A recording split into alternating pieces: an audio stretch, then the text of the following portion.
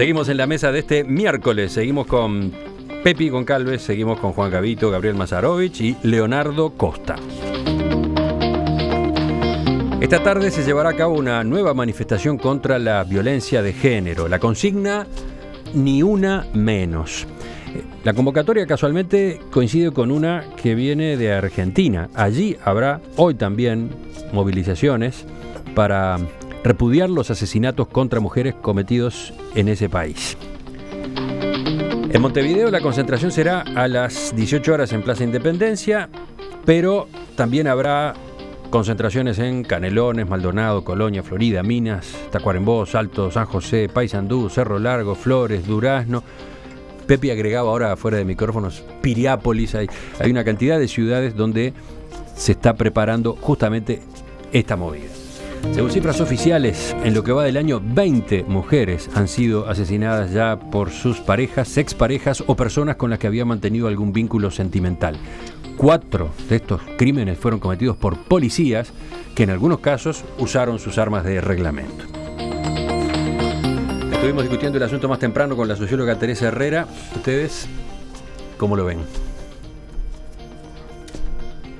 Ahora empiezan ustedes. Ahora les toca a ustedes hablar. Bueno, yo creo que la situación que da origen a esta marcha o que es dramática, ¿no? Es una situación de esas humanas que son indescriptibles, y el fenómeno, la entrevista recién con Teresa Herrera creo que fue para mí muy aleccionante de lo que es el fenómeno, de lo que es también la hipocresía que muchas veces en el discurso supuestamente tolerante está ahí un machismo encubierto. Creo que es un tema a llamar a la reflexión y a la sensibilidad. También creo que hay veces que yo he vivido alguna situación con alguna amiga que están con problemas de este tipo, y la respuesta en Montevideo uno tiene la impresión que es bastante mejor de lo que era hace un tiempo. Es decir, rápidamente se establecen medidas cautelares, hay un montón de cosas que de alguna manera tienden a evitarse, y seguramente si no estuvieran todas estas marchas, esta sensibilidad, habría mucho más muertes de la que hay, porque si con toda esta sensibilidad hay 20, lo que habría de si no hay todo esto. El tema es en el interior, y me parece que el tema está en una sensibilidad muy fuerte que debemos imponerle todos a esto, especialmente aquellos que tienen la capacidad de decisión, sean legisladores, y especialmente la policía y los jueces, que me consta de que a nivel de la justicia hay mucha sensibilidad en estos temas. ¿Cómo viene la evolución? Decía Teresa en la entrevista que el año con el récord de muertes de violencia doméstica y de género fue de 26 muertes, pero en los últimos años, en el 2012 hubo 20, en el 2013 23, el año pasado fue relativamente bueno, la cifra cayó a 13, y en estos primeros 5 meses lleva 20, en 5 meses nada más 20, o sea, una cifra igual a la de todo el año 2012. ¿Juan? Sí, a mí me parece que lo primero que hay que reconocer, que todo el mundo debe reconocer, es que el problema existe y que el problema es grave. Pero en lo que no tenemos que caer es en esa cuestión dicotómica de decir, la marcha no sirve para nada porque hay que trabajar en tal otra cosa, o esto lo tiene que arreglar el Poder Legislativo, o esto es un problema interno de la policía, o esto es un problema cuasi médico. En realidad, como todos los fenómenos sociales, es multicausal, y todo es válido y todo hay que hacerlo al mismo tiempo. O sea que en relación a la marcha, lo único que no me parece bien es que se copie de la Argentina, porque bastantes cosas ya importamos allá, pero me parece correcto, es una forma de expresarse y de sensibilizar. Pero ojo, mirá que hay un grupo de organizaciones feministas que tienen dispuesto ya hace tiempo que ante cada caso se produzca la manifestación, correcto. Y acá se está produciendo ante los hechos del viernes pasado en Fray Marcos, Florida. Coincidencia y reitero, me parece bien que se manifieste así. Ahora, creo que admitido que el problema existe y que es una patología, no sé si son patologías individuales, pero claramente es una patología social, tiene que tener un abordaje similar al de otras pandemias. O sea, se podría despistar, como se dice, los casos y los autores para ver cuál es la propensión, y sobre todo trabajar muchísimo más en la prevención. Y esto de que la quinta parte, o sea el 20% de los homicidios hayan sido protagonizados por policías, y muchos de ellos con su arma de reglamento, como tú bien decías, creo que le asigna una responsabilidad especial a esa cartera. Por cierto, no es que la tenga directamente, pero debe haber alguna tarea interna que hacer en relación a quién está en esas condiciones y cómo es que no se llega a detectar y a prevenir. Y por último, quiero decir también que se afirma con razón, pero esto no es excusa, que forma parte de una violencia más generalizada. O sea, el uso de la violencia lamentablemente se está generalizando y se está trasladando a las generaciones cada vez más jóvenes.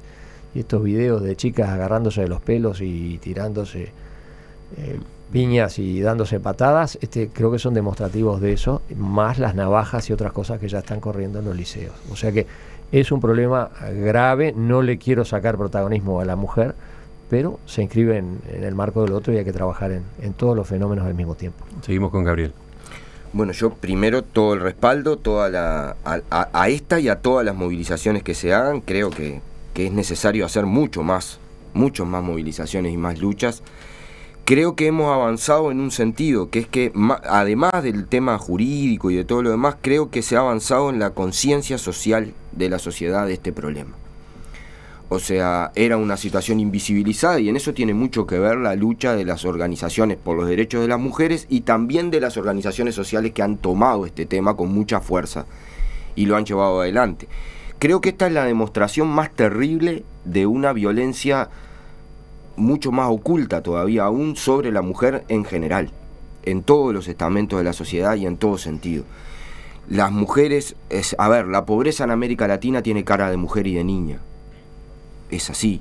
En los conflictos armados, en la violencia institucional del Estado, la mujer es considerada botín de guerra y la sufrieron acá en Uruguay y en Argentina y la siguen sufriendo increíblemente. Yo viví en México y en Guatemala y es escandaloso porque se habla de lo de Ciudad Juárez, pero no es solo eso, ¿no? Es considerar a la mujer un botín entre las pandillas, aparecer descuartizada.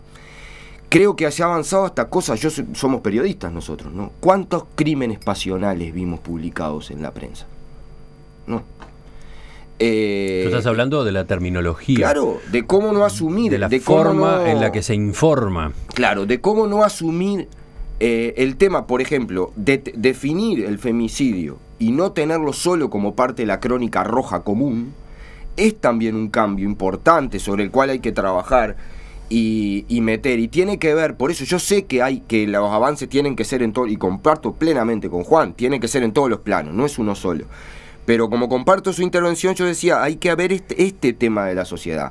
Y hay un tema muy concreto, yo he participado en muchos debates, marchas y luchas con las compañeras por esto, y creo que ellas mismas hablaban también de algunos problemas que hay, de si es cierto que hubo más, por ejemplo, en el caso de la denuncia de la violencia doméstica, que hay más que antes o si ahora se denuncia más, que no se sabía realmente si no era tanto o igual de brutal de antes y que antes no había ni lugar donde denunciarlo ni verlo. Creo que es un problema terrible de la sociedad uruguaya, sordo, terrible, y que cuanto más se lo difunda y más se lo denuncie, más se va a avanzar en enfrentarlo. ¿Ibas a agregar algo, Leonardo? Que culturalmente, antiguamente, el Código Penal establecía que la pasión causada por el adulterio era un atenuante. Entonces eso también ha ido cambiando, eso no existe más, porque la pasión causada por el adulterio, en el fondo, culturalmente, que lo que parte de la base es tú sos mío, tú sos mía, y por tanto yo me engañaste, por lo tanto tengo derecho a eso matar. Ha cambiado y creo que es un gran cambio digamos, del cual la cultura hizo cambiar la ley, no la ley la cultura.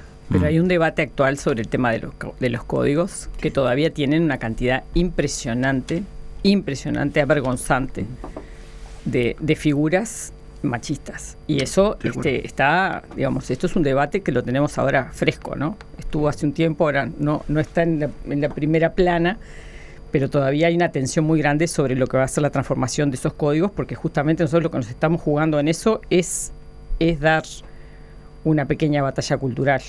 Es simplemente eso. Y hay tensión. O sea, a nivel legislativo sabemos que eso no está resuelto. Pero tú ibas con otro enfoque. Voy a ir a... sí, tengo varias cosas con respecto a esto. Por supuesto que considero que las marchas son indispensables, son necesarias. Para mí, en lo personal, interpelan al Estado, es decir, al gobierno y a los ciudadanos, sobre todas las omisiones, que son muchísimas. Tenemos una ley de violencia doméstica que no se cumple a cabalidad. No existen todos los recursos para que la ley se cumpla de la misma manera en todo el territorio nacional. Y miren ustedes la cantidad de casos que hay en el interior, la cantidad de cuestiones, de omisiones, de protocolos que no se cumplen, como cuando va el policía a entregar el arma a su comisaría en Minas, y como no hay donde guardarla, no la toman y termina siendo el arma con la que ultima a su mujer. Bueno, acá en el caso de Fray Marcos todo indica que la medida de apartamiento dispuesta por la justicia no se controló, ¿no? Exacto. Es evidente que no se controló.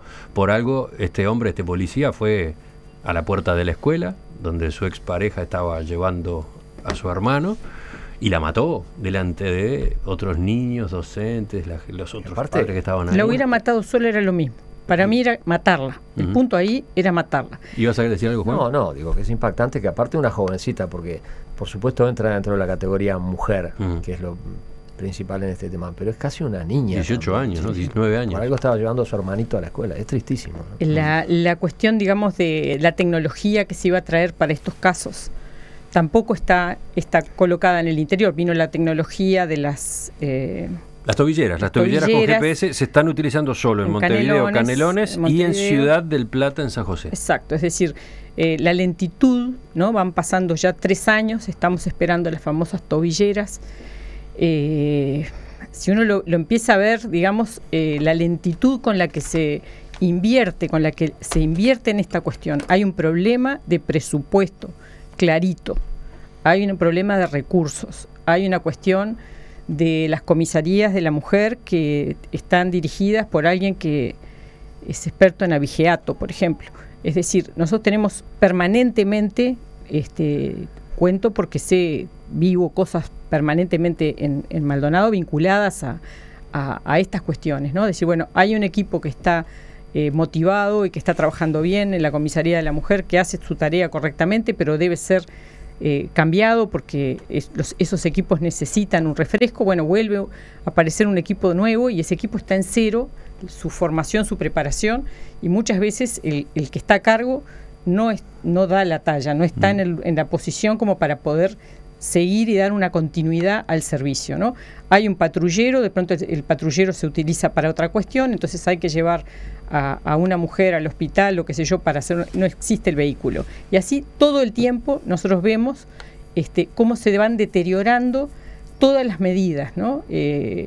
Había una iniciativa de una jefa de policía que tuvo Maldonado que fue muy, muy brillante y que fue también muy resistida por los partidos políticos que fueron a protestarle a la plaza para correrla, porque realmente ella estaba haciendo un trabajo muy especial, que tenía que ver mucho con el tema de la trata, que tenía que ver con un montón de cosas muy caras, digamos, de la agenda feminista.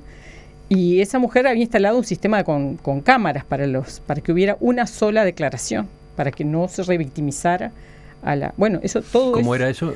Y había donde hubiera cámaras. Se filmaban la vez que venía la persona a hacer la denuncia, había un registro en video que iba directamente al juzgado. Ajá. Había una donación de un hotel, ella había conseguido todo para que eso fuera para evitar que la víctima tuviera que ir a declarar de nuevo al juzgado. Exacto. O la interpretación, porque es un fenómeno, ¿verdad?, muy, muy común. Uno va declarando, o la persona va declarando, y el escribiente, porque así se le llama todavía en la jerga, lo va traduciendo de acuerdo a su lenguaje, su percepción y su formación cultural, y muchas veces no transmite de manera fidedigna el sentimiento. Todo eso se desarmó, ese uso de la tecnología que era una cosa, un adelanto. Apenas cambiaron las autoridades, claro, porque también ahí se muestran de alguna forma las fallas del sistema cuando uno pone la cámara, ¿no? Bueno, y así hay muchas cuestiones, ¿no? Nosotros tenemos una sociedad que está basada en relaciones de consumo. Las mujeres somos vistas como objetos de consumo y en esa misma lógica entramos en lo que se obtiene o se desecha. Y adentro de esa misma lógica es donde nosotros corremos este tipo de riesgo. Somos vistas simbólicamente, somos una cosa que se obtiene o se puede tirar, se puede destruir, se puede eliminar. Nosotros vemos como algo positivo que se prohíba la publicidad de cigarrillos, por ejemplo. Estamos todos de acuerdo que el cigarrillo mata, pero que el machismo mata también estamos de acuerdo. Ahora, ¿quién viene a ponerle el cascabel al gato y decir no queremos más publicidad sexista? No queremos que el Estado, que le da el 60% a la cerveza para subvencionar su producción, autorice que esas empresas privadas hagan publicidad sexista. O sea, nosotros estamos todo el tiempo en contradicción, permanentemente. Entonces, esta cantidad de cuestiones, desde la cuestión institucional, desde el cumplimiento de la ley, que es una de las partes, ¿no? La preparación de los juzgados, la preparación de la policía, la sociedad civil que se siente en gran medida sin protección, porque hay una cantidad de cuestiones de la sociedad civil organizada que uno escucha y ve permanentemente, y en los casos de las mujeres, y en los casos de las mujeres con los hijos, porque hay toda una cadena, que son montones de gente más, que está toda dañada, digamos. Y nosotros no trabajamos nada sobre lo simbólico, ¿sí? Para nosotros la ley de medios es un gran cuco, es una cosa que va a coartar un montón de libertades.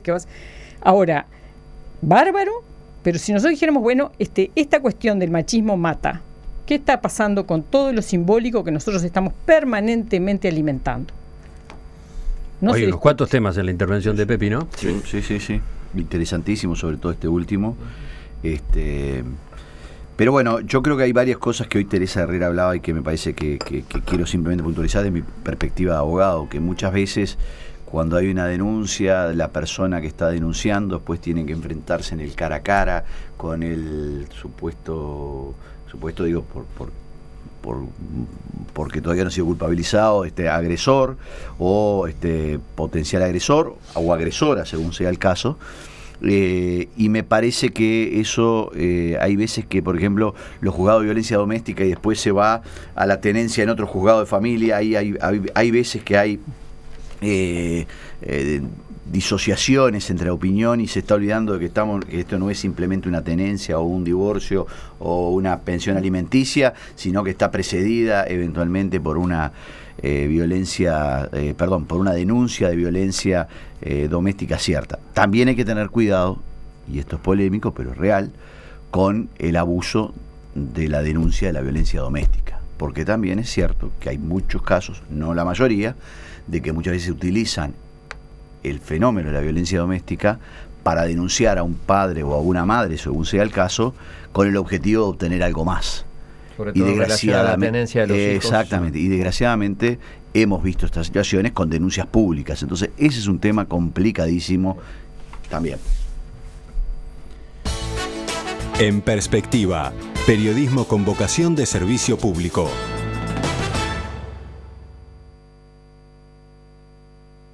A propósito de lo que venimos discutiendo y sobre todo a propósito de la participación de policías en muertes por violencia doméstica o de género, el tema del arma de reglamento, cuánto incide. Eduardo hace notar que en el Reino Unido los policías no usan armas de fuego. ¿Es tan extravagante eso? ¿No puede ser una solución la policía también para esto? No usa. La comunitaria no usa. Y bueno, podría ser.